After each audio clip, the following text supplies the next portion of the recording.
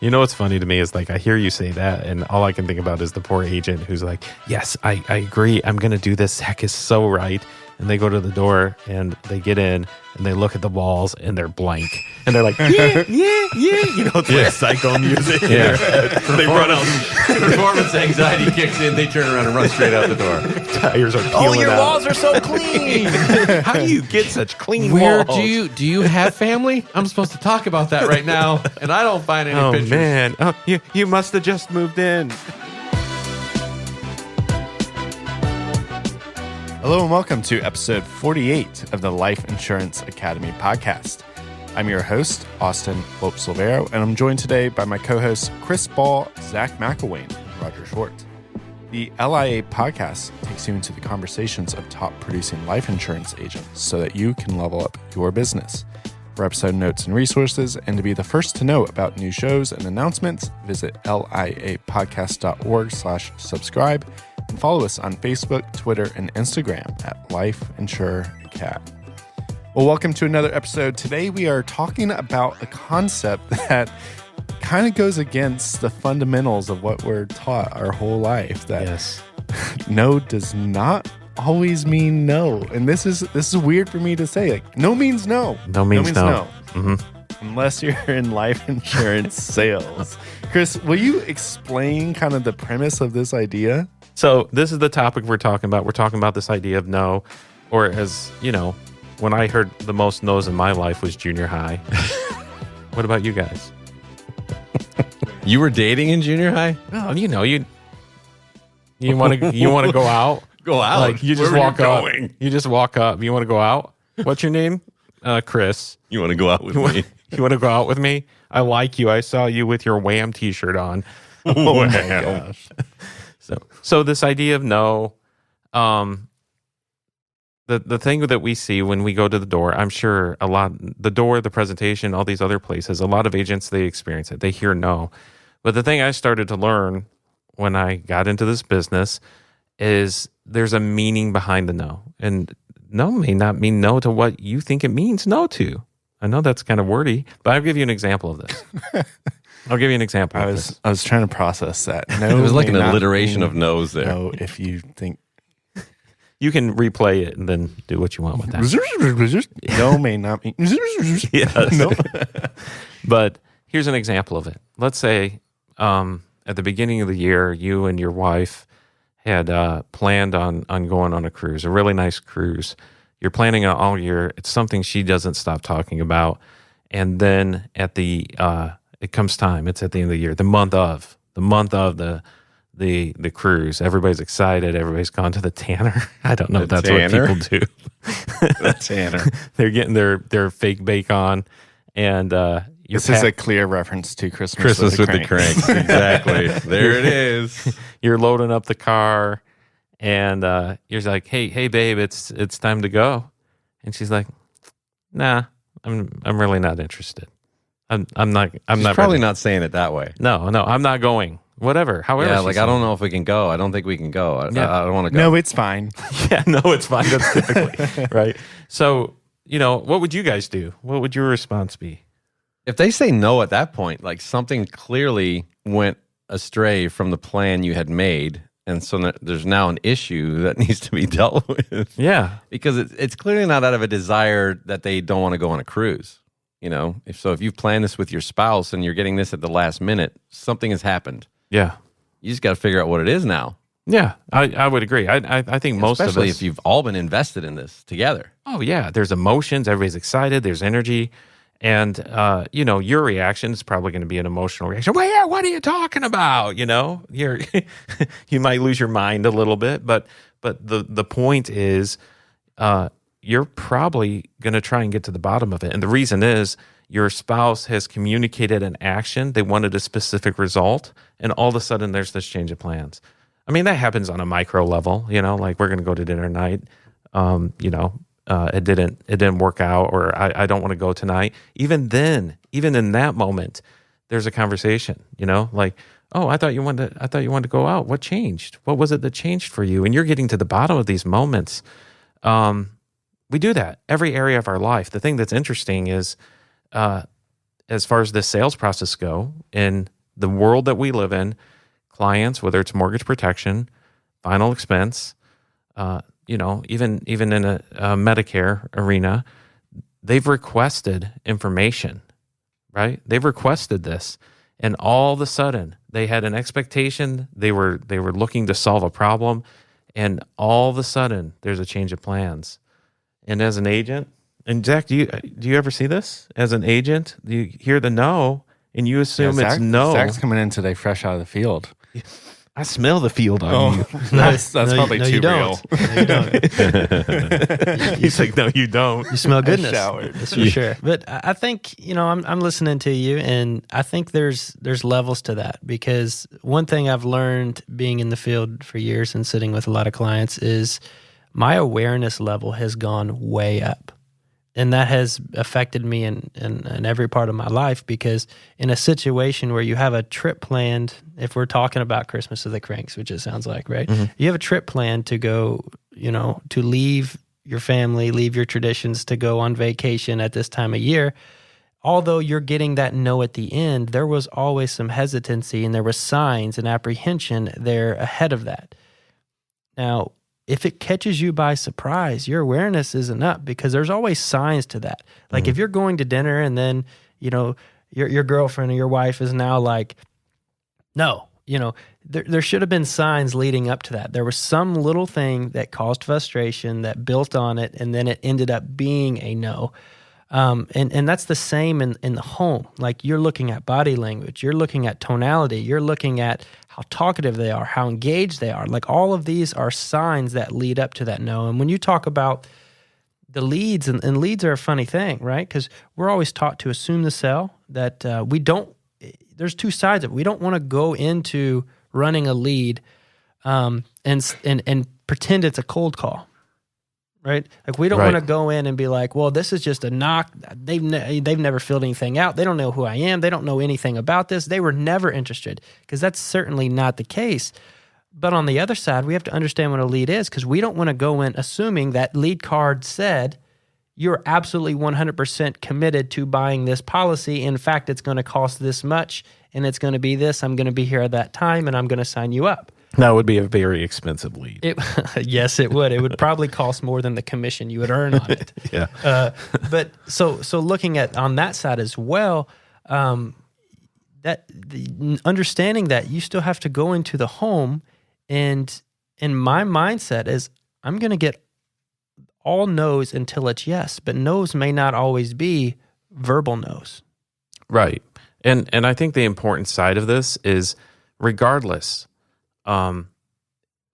you need to get down to the bottom of it. Oh yeah. Yeah. I'm 100% a why man.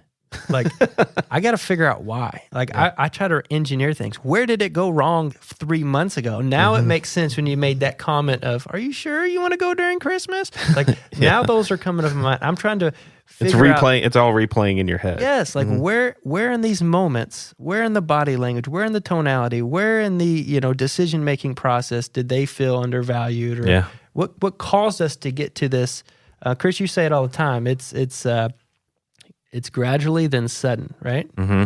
Like that's a Susan Scott, man. I can't steal Susan's thunder, man. She's got wisdom pouring out of her ears. So that's a Susan Scott. Let's give the reference of her book. There's something magical that happens when I'm put on the spot, where I can't remember a Fierce name. Conversations? Of course. Fierce Leadership, Fierce Conversations, Fierce Inc. Yes. Good night. Yes, a She great might- Like if you organization. said, who's the guy sitting next to you, I wouldn't know. And great It's books. bizarre. And so, that's where that reference comes from. Yeah. Phenomenal. Chris, aren't you writing one called Fierce Nose? Fierce nose. Yes. And lots of jokes. All right. It's about a plastic surgeon. It is about a plastic surgeon. So Susan's got, Fierce Conversations. Zach, you're exactly right. Like she talks about this, gradually then suddenly, and she's probably coming at it from a broader perspective. She's coaching a lot of executives, but zoom out even further, and it's like real life. We should probably get better at addressing these things that are, gradually then suddenly. How can we be better at getting to the bottom of these? Well, I do think, to your point, we all need to get better at them in every area of our lives, personal and professional. It's probably more acutely aware that, it's probably more pertinent to us in our personal lives because, this is a relationship that we've invested in for a long time. So it's more natural to feel like you need to progress. In a sales opportunity, however, sometimes like agents will dismiss it and think, well, I guess it's no, and they move on. So I think I'd like to dive into why this is happening. Yeah. The very first one that I see commonly, I believe that people, when they're in the throw of the battle, I guess it's, it's easy to get tunnel vision. I think that's just a natural fight or flight response, like physiologically, like your vision narrows. And in your narrow vision, and Zach, you mentioned it, sometimes it's easy to treat it as a cold call and forget, oh yeah, they requested information in the first place. They forgot that this person actually wanted some information on this topic. Yeah. And we treat it like Zach said, like we just knocked on their door and they don't know who we are and why we're there. Yeah, and it may not be a guaranteed sale, but at some point, this is how I refer to it. The client, they hit an emotional funny bone in their heart when they saw this. It said something about dying. It said something about, hopefully it said something. Protecting their family. Yeah, hopefully it said something. I don't know what lead you're working, but hopefully it said something about dying, final expenses, protecting your family, insurance. It said something. Mm-hmm. And we can't forget that. Like it's easy to forget when you've got the tunnel vision and the adrenaline's flowing and you're going up to the door and you're like, yeah, they, that noise, like they didn't know what it was. They didn't remember what it was. And we forget that they sat, they looked at it, they filled it out. Do you ever run into that? Yeah, I definitely do. And I think there's a couple points to maybe why that happens. Mm-hmm. One, we tend to forget with our own fears and our anxieties, our training, and the importance and why they might have filled it out and the impact we can make on this family, particularly this demographic that we target. Mm-hmm. The other side of it is, because of that fear and anxiety, when we're going to that door, we're not being clear and we're not being, we're not going slow enough, but maintaining a certain amount of pace for them to understand why we're there. And so they may not even know anything you said at the door. Can you give an example of that you've seen? Hey, Mr. Jones, my name's Chris Ball. I'm with Senior Benefits, and the reason I'm here, Ms. Jones, is because you filled out this card, and I'm filling about the final expenses here in the state. And do you remember? Have you seen that? You've seen that. I've done it. Can I come in and sit down with you and go over this information for the next 2 hours? So that doesn't, when the people are going to turn you away at the door for a few different reasons. The moment they don't understand what you're talking about, who you are, who you're with, why you're there, obviously they're going to turn you away. They're going to freak out. They're going to panic. It's a scam. I don't want it. I don't need it. I already have it, regardless. Mm-hmm. So that's a major factor in that. But why do we have all that fear and anxiety? Why are we getting the no because we're fearing the no? Yeah. That is exactly what's happening. You're saying we get it because we fear it? Yeah. How does that happen? Because we fear it so much, we're on creating our game. We create the anxieties. We're creating the objections. We don't want them to say, no, I'm not interested, I don't want it, or it's not a good time, or no, thank you, go away. That we sit there and we stare at them and we fumble and we wait for them to say, no, I'm not interested, go away. Yeah. Like we create that. Yeah. And it's weird. It's a weirdness. I do think part of it is a lot of agents, and I know people are listening to this because we have these conversations. Honestly, you probably weren't even trained to think this way. You weren't. I took my son Tyler to get some batting lessons, and I was with this coach, and he said, "Man, kids, they just have to. It's very natural. They just have a natural swing. It's like chopping down a tree. That's it. But all of a sudden, when they get in front of a ball, they lose that natural instinct." And I think it's kind of the same thing here in understanding, like if something that was expected doesn't doesn't happen, there's a breakdown in communication, we would probably address it. Hopefully we would address it. There's a naturalness to this, but maybe you just weren't trained to think this way. But if you're going to be successful, you got to understand this concept that there was an expectation. They were trying to solve something. They mailed it in, and they were expecting a way to solve it. You are that way to solve it. Agents get performance anxiety. Mm-hmm. It's like anything. Yeah. You could walk into a room. You could walk into this room right now, or I could walk in any of you with my camera running and walk up to you, and everything that you were just thinking about. You pulled this on me the other day. I did it when you were like lighting up with a new client, writing apps on the phone the other night. I mean, I walked in the room and you're like, so when you get your Social Security, great, we're going to set it up for that day. And I'm like, dude's writing an app right now, 8:30 at night on a Tuesday.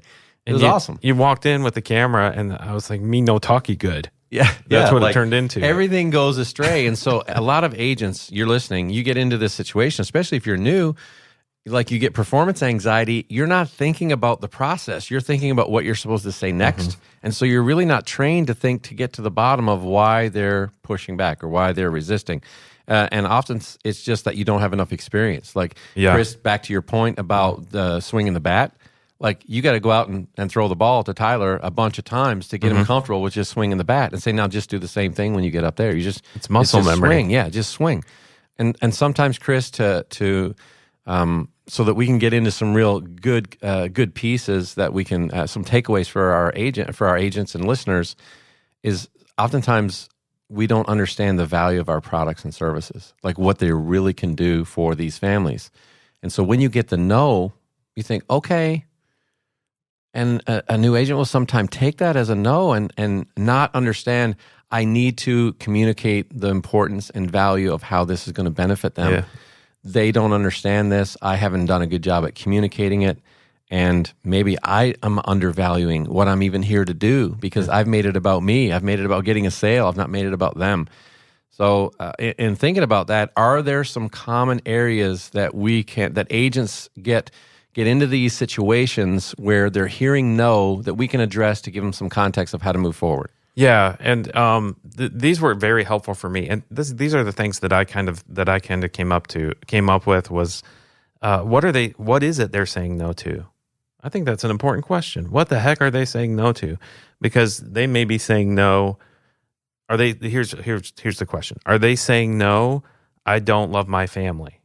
Are they saying, no, I don't want to protect my family, or make sure that I have a legacy, or that I have enough coverage, or that I have coverage? Are they saying no to those things?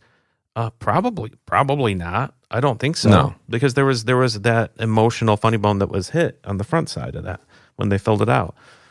So what is it they're saying no to at the door? And this was my mental grid that I came up with. You guys probably have different ones. I don't know. But this is what I started to assume. My assumption going to the door, this is an example there. No, I don't want to be sold. I don't like being sold. I hate it when people sell me stuff, and I feel like salespeople are slimy. So that's what I think. That's my assumption. And they just don't know me yet. But once they know me, man, they're gonna dig me. Like, they're gonna want to hug me and feed me. That's it. I've got the proof of that. Then the other side of this, like, I don't want a stranger in my house for 4 hours. I don't know you. This is going to take forever. What have you been doing? Is this how long your sits are? Well, 4 hours. I go back up to the door with my backpack and my sleeping bag, and they just make these ridiculous assumptions. I don't know. But I think that, I assume that's what they're saying no to. They're not saying no to me, to helping them or helping their family or putting a plan in place. The next one, I don't want you to come in and see my mess. And I know this for a fact because I've sat with people and they've said these things once their dukes are down. You know, they've settled down a little bit. They've said some of these things. They were like, yeah, I didn't really want you to see. I wasn't prepared and things weren't in order. And the funny thing is, the people who say that, their place is fine. You know, the people who don't, they probably should. I don't know if that's a general rule, but it's an example. But Austin, how do you feel in this process? Because and so another thing that I can speak to here is that we're going to have different personality types. Okay, so you need to understand who you are first of all as a person. Understand where you are in this personality grid. Are you an analytical person? Are you a dominant driving person? Are you an influential, inspiring person that gets out there and, hey, everything's fun, you're going to like me, like Chris was just describing? Or are you this calculating person? Are you a supportive person who's soft-spoken, who doesn't like to push against the no or feel like you're pushing against the no?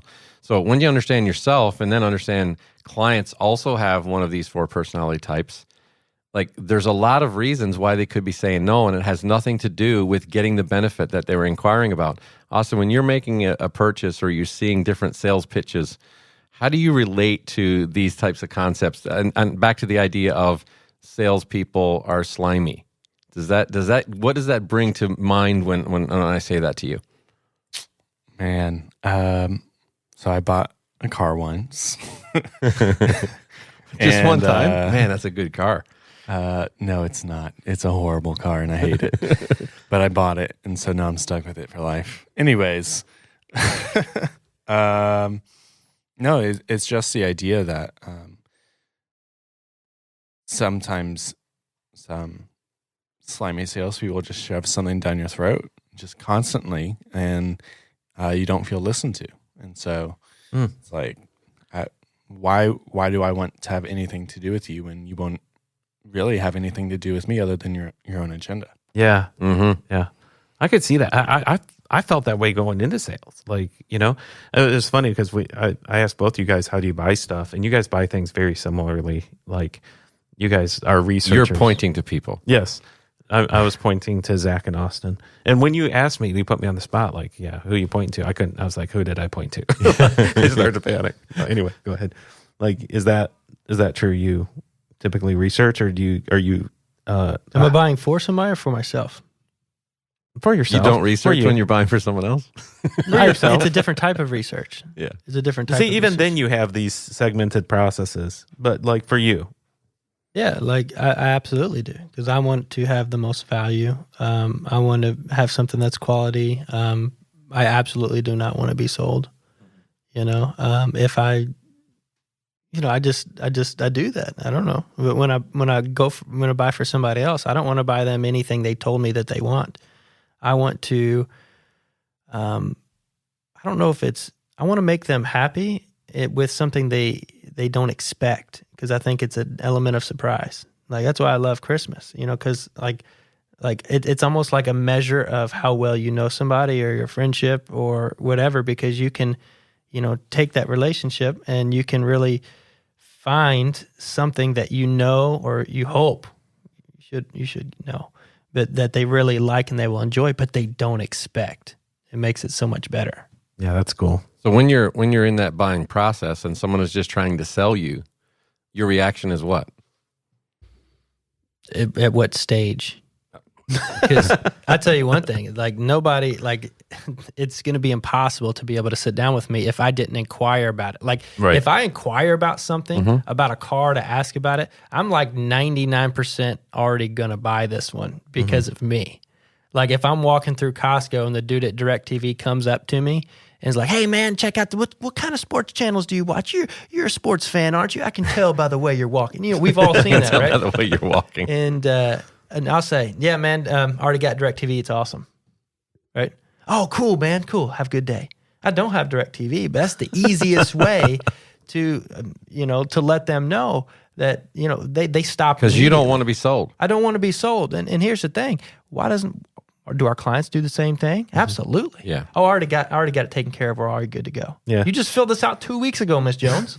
Yeah. We know for a fact you don't have anything in place. Like that happens a lot of time, but it's that same initial reaction. Correct. So in the same way where you said, if I've inquired about something, I'm 99% of the way there, wouldn't it be great if our agents had that perspective, even though they're getting pushback? Right. Right? So there's a disconnect somewhere. Like they've requested information online or through the mail, and you're there thinking that there's never been an inquiry, and the first no that you get, it's like, oh, that must be the no. They must really mean that. Yeah. Even though I'm 99%, it's still a no until it's a yes. It's always a no until it's a yes. Yeah, even though you're having a conversation now with somebody who's giving you information. Right. Austin, I'm sure you're the same way. Like when you start inquiring, you're inquiring from people who are informing you on something you already want. I don't know. I'm kind of like Zach. Like if I'm asking you for it, like if I'm at Best Buy buying something, I don't need you to tell me like I'm coming in like, do you have this in stock? I'm checking out. Like I just research. You know? If it's something I'm not sure on, then I'm not going to the salesperson. I'm going to people in the industry. Right. When you were buying your home, was it the same way when you were dealing with the real estate agent, or was that experience any different for you? Bring up that experience. Okay. So again, that was he wasn't the only one doing research. It was the part. Yeah. But you're gonna run into different people. You know, like I'd probably be a little easier because I buy on hype sometimes. I just get excited, you know. I guess it would be on emotion, you know. I think most of those people that are on that,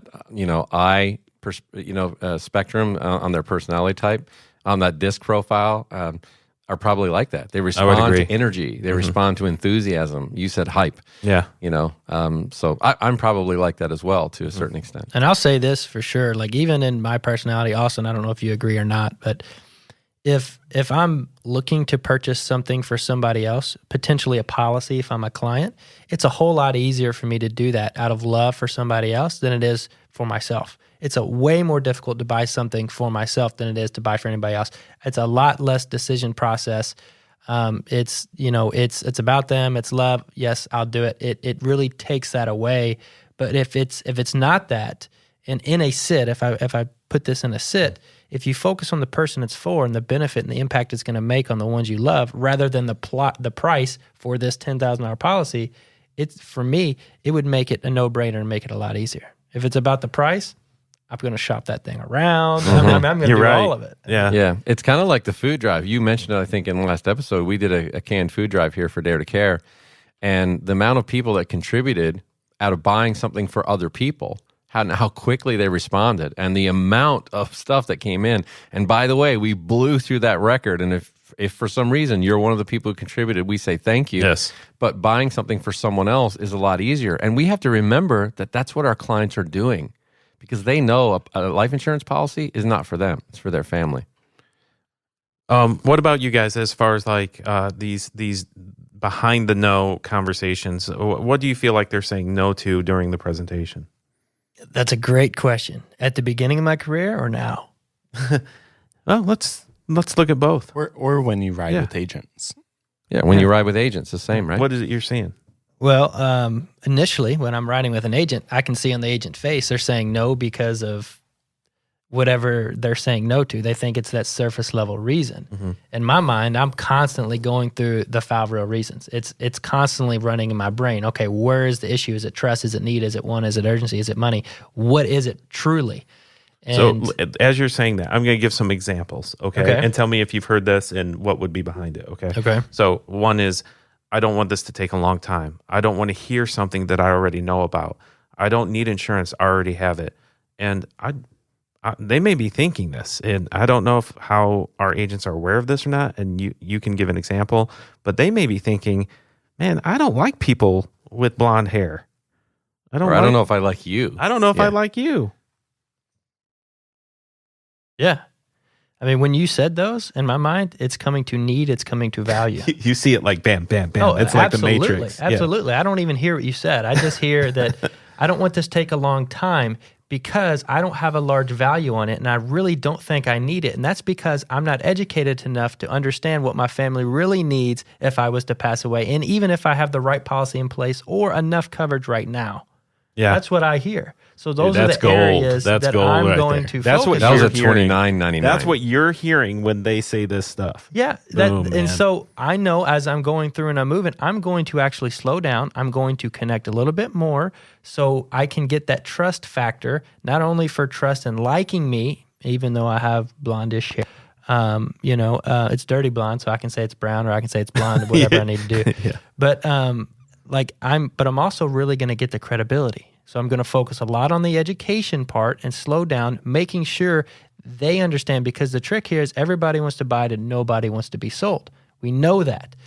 The only way they can buy is if they have enough information. The only way I can build value is if they think they need it. Yep. Right? Mm-hmm. And they think, oh crap, I don't have the right policy. I can't say you don't have the right policy, Mrs. Jones. They have to figure out they don't have the right policy.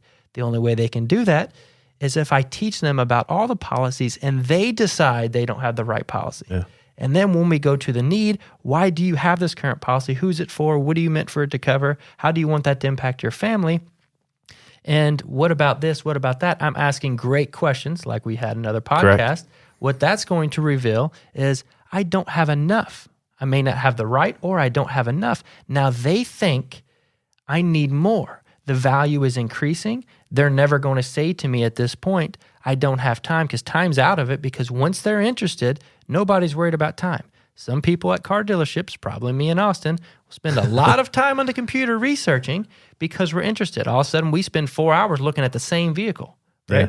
And reading every Carfax report. That's because once they got us engaged, we're locked in. Time is out the window. It does not matter. What was the other one you gave me?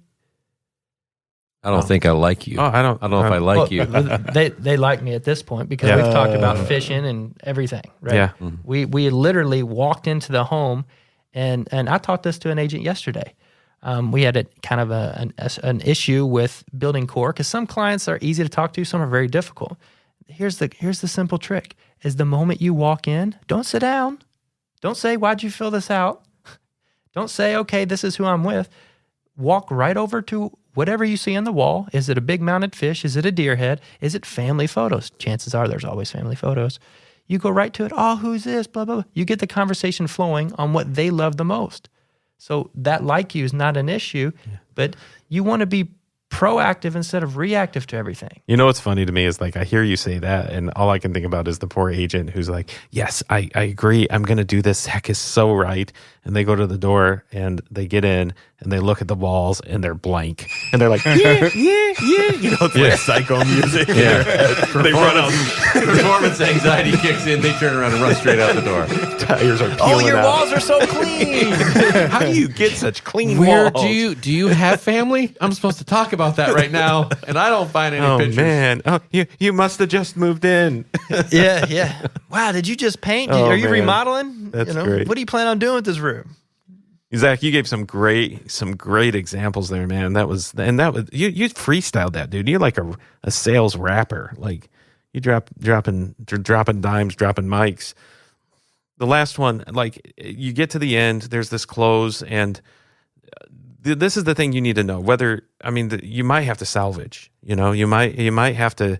You hear the no, you might have to understand exactly what you said, that they don't have enough information. Yeah, here's the great thing about that. When you hear that no, it's already processing in my head. They're not saying no.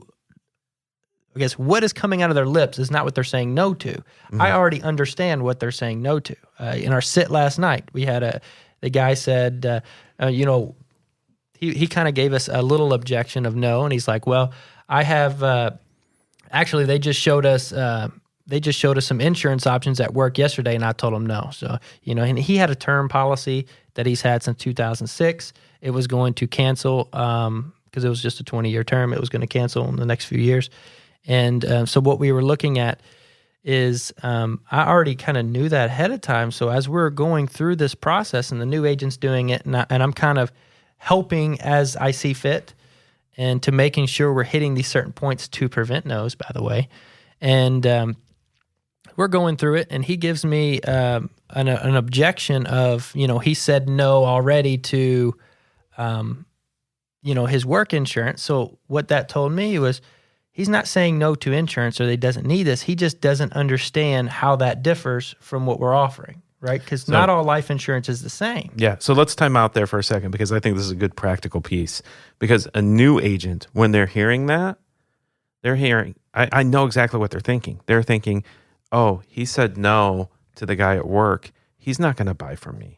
Right. That's what a new agent He doesn't think he needs this at all. Yeah. But this is not all the same thing. Mm-hmm. It's identifying that need. The important thing is to address that no, which I don't like objections. That's why I do it in the way I do, so I don't have any. Yeah. That's what I want. Yeah. I don't want to have to combat no's. So once you get that, I realized, okay, in his mind, he's probably thinking that his term policy is going to be there forever. He's probably thinking that $100,000 he's paying for $40 a month, is what insurance should cost that he got, by the way, 15 plus years ago, right? Like, so his expectations are slightly off. So he's saying no to not needing insurance. What I'm doing is now I'm talking about why he had that coverage in the first place, who it's for, what he meant to cover, how was his life then compared to his life now. Also to explain to him how I have coverage in place. Mine's actually a term, I got a home, blah, blah, blah. If I pass away, I really educated him on the purpose of that, and then how lives change, needs change, policies are different.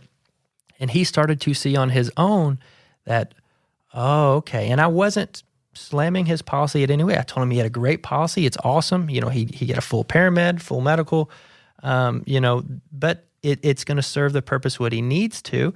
And there's another need out there that we need to take care of beyond this. Now, if he has them both and he passes, more power to him. His burial's taken care of, but also he has this $100,000 that's going to his brother because he doesn't have any kids, doesn't have any grandkids, but he has 2 nieces and nephews, and he wanted his brother and his family to be able to use that money and take care and kind of leave a legacy for them, which is great. But he was able to realize that that's not always going to be there. And as we moved in through that, we started to continue to go, and we went down to the close, and we started to present some prices, and then we also received a form of no. It wasn't a no and a slam the paper. It was hesitation. There was concern. You could tell by the no we received there was He wasn't going on the cruise. He wasn't going on the cruise yet, Yes. But he pulled the suitcase up from the basement. He just didn't pack it, right? Yeah. So I was like, okay, what is the issue here? And he was like, well, I don't know if I'll be able to afford that. And I knew because of building trust with him, he probably could afford it, right? And his hobbies and things he did, but we knew we had a little bit of work to do. So at this point, we wanted to really have empathy with his fixed income, with his financial impact, and we reiterate the value and the importance of this. But at that point, we also recommended the plan that wasn't the top price option on there and explained why. And then magically, he agreed with us and said, we'll do that one. Oh, that's great. But once he decided, he was all way in. He was all way in. And at the end of it, he was extremely happy. It's always that way, isn't it? Well, it feels great. like it. It's not necessarily always that way, but it does feel like it. Like you get pushback, pushback, no. And then you're filling out the application, and now they're excited. Yeah. Yes, I've been needing to do this for so long. Thank you so much for explaining it. You're so good. It's like, you said no to me 8 times But about something. You said no at the door. is- You said no at the table. It's just been going on, and now you're excited with me. You're Even happy. all the no's that we received there, we never addressed the no head on. We figured out why it was a no and educated in those areas or asked questions in those areas To reveal it. to reveal the answer. So he made his own no a yes. We didn't want to say, why can't you afford this? Come on, man. We know you got 2 You're better motorcycles. than that. Like you can't You don't love your you family? can't be confrontational and you can't argue with them at the surface level. No. Right. Like even when we had the hesitation-ish no in pricing, we didn't say, all right, why can't you afford this? Come on, man. What do you spend your money on? Like we started, okay, we know there's money there, but the value's not meeting it. Let's talk about the importance of having something, value, urgency, health can change. This is long-term once the other one's gone. Like we built more value. Now the value is worth more than the price of the policy. Again. Yeah. It comes down to some of these things. I'm going to highlight some of these things Yeah. and summarize a lot of the things that Zach's saying here, because when we get no at a close, something through the process, because we talk about raising the objections yourself during Right. the sales so that you eliminate them at the end. But like you said, Chris, sometimes we get to the end and we didn't do a great job in all those areas. Correct. Now we're trying to salvage or pivot a little bit to try to still move forward. And if that's you're on the call, you go, that's me. I need help at the end. Like, first of all, I encourage you to cover those 5 real reasons during your presentation. It will reduce these at the end. But when you do get them at the end, these are some of the things that are going through people's minds. Like, we may have given them a reason to say no because you didn't follow your process. Do you even have a system? Do you have a sales presentation that you follow? there's a reason why, if you're working with an organization that has a sales presentation, that it works, especially if the top producers are using it. Like, stay with the program. Don't get off because You are never too good. No, don't get off the program because you're having a good conversation. Things can go sideways in a hurry. Maybe you didn't provide enough information about you and your company. The client is telling you indirectly they don't have enough information about their own needs and their future, or they don't have enough information about their finances. And lastly, it just may be about an issue of value where they don't know how what you're telling them is going to solve and help them with their felt need, that funny bone that you said was hit in the beginning. And it's really about value. And where there's not enough value, there's no price that's low enough, you know? And so we have to increase the value, because where there is value, people will find a way to get the things that they want. So these are the things that are actually happening. So to Zach's point, you can't hear what they're saying. You have to hear what's behind what they're saying. Yeah. What is the thought behind that? So that's some things that we're considering at the end. So now that we know what's behind the no and what no really may mean, that it's not always no means no, what are agents supposed to do with this? Number one, and Roger said it, like, find a system that works in your sales process and follow the process. Like, if you don't have one, then you need to reach out and talk to somebody. And we Reach out to us. We are glad to chat with you in regards to that. So, absolutely find a system that works. Number two, you want to make sure that you're addressing these. You can't pretend they're not there. You know, you just can't say, and that I've done that. Trust me. Like, yeah, I'm not really interested. Okay, well, let me show you this. You know, and I'm just flipping pages. You know, You did it at first. Yeah, that's what I did. Like, I'm just gonna ignore them. I'm just gonna keep flipping pages and just keep writing. And believe it or not, it works sometimes. But do not practice that. That's Tim Allen in Christmas with the Cranks. He was convinced he was going on that cruise. Yes. You know, showing up at the restaurant Make with the it happen Botox no and matter the tan. what. Yeah. You know, he's like, yeah, we're going on this cruise, and everything around him is screaming, "You can't do this." He's moving forward anyways. One other thing that you probably need to pay attention to is your conviction about what you're doing. You need to believe in your products and your services. And we've mentioned this before in our other podcasts, but do you have a life insurance policy? It's very tricky to try to sell something that you don't believe in enough to own. This is a Zig Ziglar principle, man. Absolutely. If you don't own it, you shouldn't be selling it. Yeah. Period. Yeah. Don't fool yourself.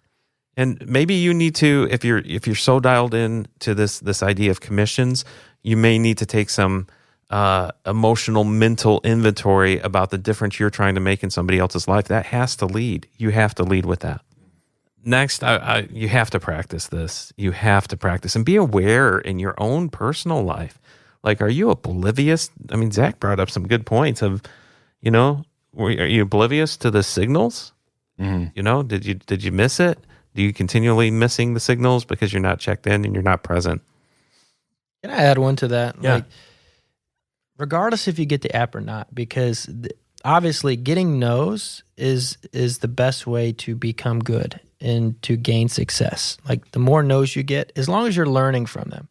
Like, when you're new, you're not going to be as sharp as with understanding what's really behind the no. So you're not going to be able to recover from every single one. And even if you've ridden in the car and you've had sits this week that you didn't get, you can learn from every success, and you can learn even more from Absolutely. every failure. And, you know, sit down, take a couple minutes after your sit, write down in your note, call an accountability partner, call your manager, whoever, and say, I just want to run through this sit with you.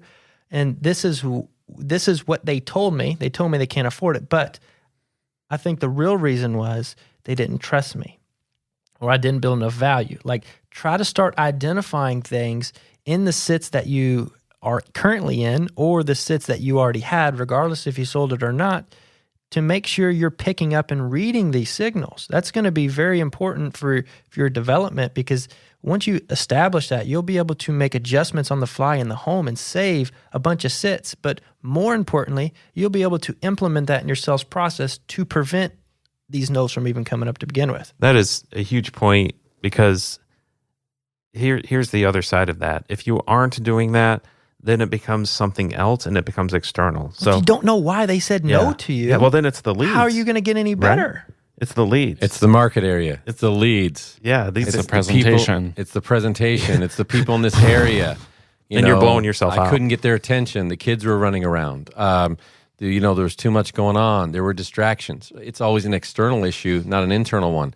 So if you're an agent that's getting frustrated with the program and you're looking for external reasons why it's not working, that may be one of the reasons why it's not working. Yeah, it's a symptom. Just pay attention. That is a symptom. Yeah. And if you don't have somebody to talk to, again, if you need to talk to somebody who can provide that feedback for you after a set, we can talk. We'd love to chat with you. But if you do have somebody, talk to that person and say, hey, after a set, what I'd like to do is I would like to call you and debrief, and maybe you can provide some direction to me. And you will see more sales as a result of that. But you have to put yourself in the game. Don't check out. You have to give yourself enough reps to be able to see. You won't see it if you don't. And have the humility that it's likely something you're doing, and that you need to look internally for the solution first before you look externally at other factors, because top producers will determine and figure out a way to create the environment so that they can get through those 5 real reasons and help the client get what they really need.